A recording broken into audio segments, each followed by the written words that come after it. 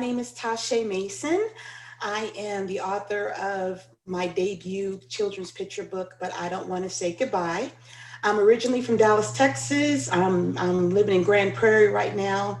I am an Army veteran, 16 years. Went to different places, met a lot of interesting people. Currently, now I'm a social worker that works at one of the VA hospitals working with veterans. So I want to talk to you about the book, But I Don't Want to Say Goodbye. And it is about a little girl processing her grief over the death of her father. It's the first book of a three-book series called A Child's Journey Through Grief. And it's very personal to me because I lost my father when I was 9 years old. So this book has some personal points in there as well. So I want to share, let's see if the share screen works here. Can you all see? Yes. Okay, awesome. Okay, so as I said, my name is Tasha Mason, and y'all see my beautiful dog, Bella. She's an old English bulldog. She's in the story as well. And as I stated before, this is the first book of three-book series, A Child's Journey Through Grief. I felt it was important to create a picture book where you're hearing from the child. You're hearing her words. You're hearing about her emotions and what she's going through. I wanted this book to be a great conversational piece for families that kind of have a tough time talking about the death of their loved one. So about the book, as you can see, the beautiful illustrations by Tanya Colton Colley. I think she did a great job of depicting what I was trying to say with the words. Um, so even though the book talks about the process of the little girl processing her grief, I decided to go with a non-traditional funeral. When my dad died, we had an open casket and everything, and I remember how I felt when I saw him, and I didn't want to do that for this book, so I wanted to do something a little bit creative. So I was watching the Travel Channel, and they were talking about different places to visit, and interestingly, they talked about a place called Sarasota, and I lived there for a little bit when I was in the Army, and they were talking about a reef ball. And I thought it was so interesting. It was a living memorial. And what it is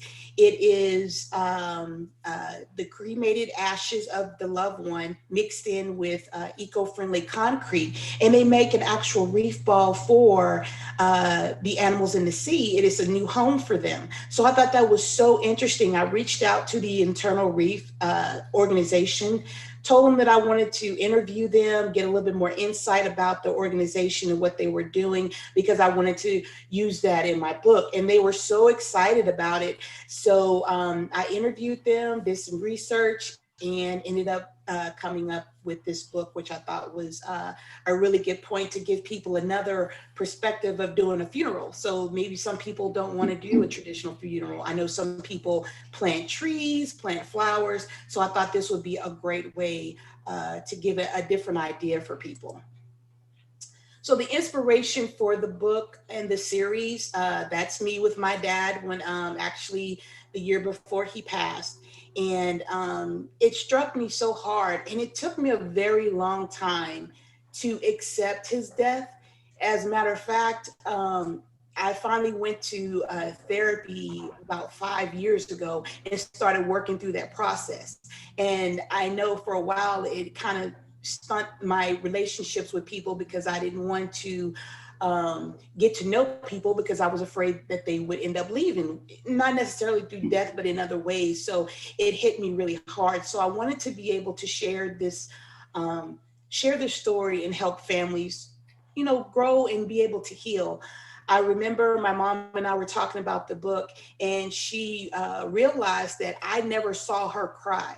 When in the book, I made sure the little girl saw her mom cry because I believe that children need to see their parents or their loved ones grieve too, because it's important because they know that they're not alone. So what's next? Book two, it's okay to be happy. It's talking about different types of ways to deal with your grief, like going to a support group, a little bit of equine assistant therapy. and as well as, making a memory book for your about your loved one. And that's going to be out July, August timeframe. We're working on that. The third book of this series is called Let's Celebrate. And it's about celebrating the holidays and important events without your loved one. How do you continue on? And in the next couple of years, I'm looking at different types of adventure books as well as educational books for children. I'm starting to do research about the Buffalo Soldiers, so that'll be coming out in 2022. I was stationed in South Korea. I love that place. So I'm also going to be talking about having the child that's in this series travel to South Korea, and she'll have some adventures there. And Bella's adventures, Bella is my dog and also the dog in the story. So she's going to have her own adventures as well. And I put my information in the chat box, but here's my information here if you want to do a screenshot. Okay, so I wanted to show you all an example of one of the reef balls kind of up close, but it's a smaller version. So I got this from the Internal Reefs organization. They have keepsakes for those that have someone that passed on and they want to have a smaller version of it to take home with them. They can have this. They have it in small, medium, and large. The interesting thing about the reef balls is that the reef ball itself is so huge. They use a crane to pick it up and put it over in the water. So I thought that that would be an interesting story. I have received some really great reviews about the story. Here's one from Reading with Your Kids podcast. Explaining death or a tragedy to a child is one of the toughest tasks a parent will face.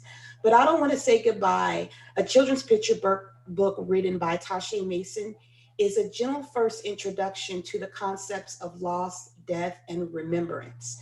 But I don't want to say goodbye acknowledges how difficult it is to say goodbye permanently to someone you love. It explores a range of possible reactions and emotions from the perspective of a little girl who had just lost her father and isn't ready to say goodbye. So I look forward to many more people getting the book. I've received some great feedback that helped other families be able to just to have the discussion, because I understand that it's not easy for the child, and it's definitely not easy for that caregiver or the parent that's there trying to help the child in that process. So I wanted this to be a great conversational piece.